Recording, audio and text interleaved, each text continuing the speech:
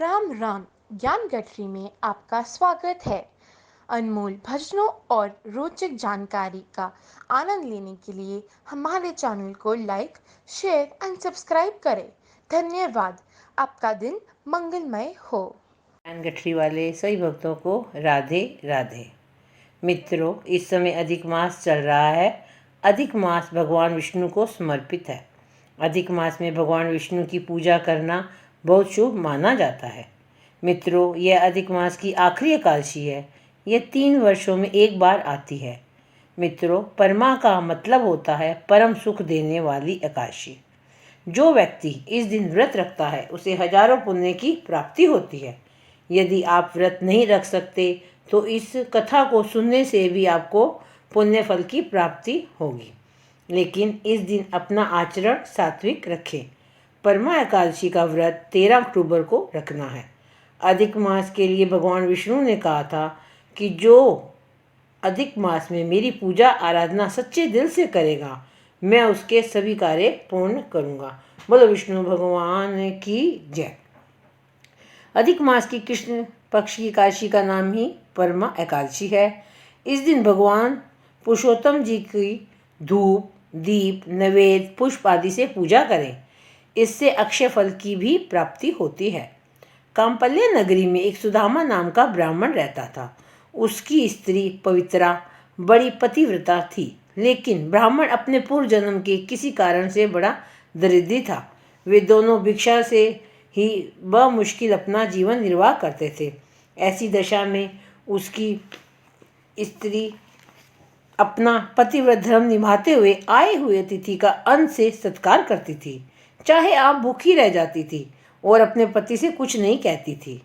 एक दिन पत्नी की दुर्बलता को देखकर उसने कहा, प्रिय, बिना धन के जीवन निर्वाह कैसे होगा? यदि कहो तो मैं परदेश जाकर कुछ उद्यम करके धन कमा लाऊं।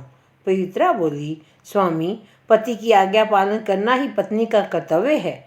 आपकी आज्ञा से मैं कहती हूँ कि शास्त्रों के अनुसार जो मनुष्य पूर्व जन्म में दान आदि करता है वही दूसरे जन्म में पृथ्वी पर प्राप्त करता है। बिना पूर्व संस्कारों के कुछ नहीं मिलता।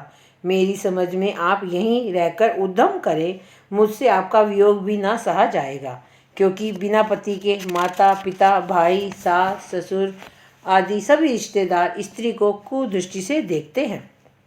अतः आप यहीं रहें, भाग्य से सब कुछ मिलेगा। पत्नी की बात सुनकर वह वहीं रहने लगा।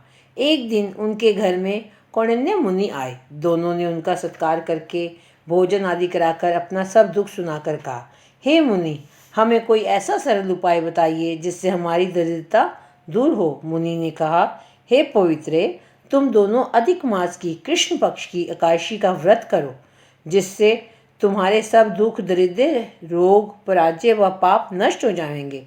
इसी के प्रभाव से शिवजी ने कुबेर को धनपति बना दिया। राजा हरिश्चंद्र को पुत्र, पत्नी और राज्य पुनः प्राप्त हुआ। अतः सब विधि बताकर कहा, इसी दिन से पंचरात्रि व्रत भी प्रारंभ होता है, जो बहुत उत्तम है। इसी एकादशी से शुरू कर जो 5 दिन तक निर्जल रहता है वह सकुटुम्ब स्वर्ग को जाता है।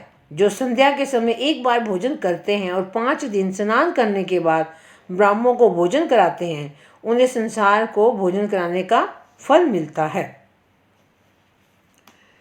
और इस तरह उनकी बात सुनकर उन दोनों पति पत्नी ने एकादशी का व्रत किया।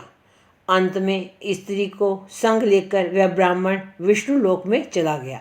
जैसे मनुष्य में ब्राह्मण, चौपायों में गो और देवताओं में इंद्र श्रेष्ठ है, इसी तरह से सब महीनों में मलमास उत्तम है। बुद्धिमान मनुष्यों को यथाशक्ति एकादशी का व्रत करना चाहिए। श्री कृष्ण जी बोले, हे अनंत, तुमने मलमास की परमा एकादशी का फल जो मुझसे पूछा सो मैंने सब कह दिया।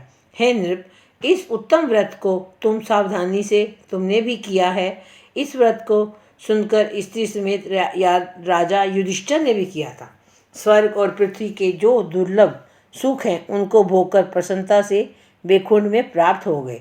जो मनुष्य विधि पूर्वक अधिक मास में स्नान भी करते हैं, एकादशी और पंचरात्रि का व्रत करते हैं, वे स्वर्ग में इंद्र के समान सुख भोगकर तीनों लोकों से वंदित विष्णु भगवान के बेखुंड लोक को जाते हैं। और इस दिन रात्रि को कीर्तन आदि भी करना चाहिए, भजन में ध्यान दें अपना, तो उनको भी बहुत बहुत पुण्य की प्राप्ति होती है। बोलो विष्णु भगवान की जय। श्री कृष्ण गोविंद हरे मुरारी, हे नाथ नारायण वासुदेवा। श्री कृष्ण गोविंद हरे मुरारी, हे नाथ नारायण वासुदेवा।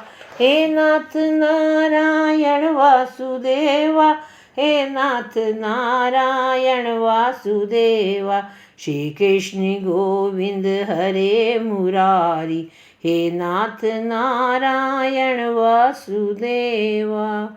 बोलो विष्णु भगवान की जय, पुरुषोत्तम मास की जय।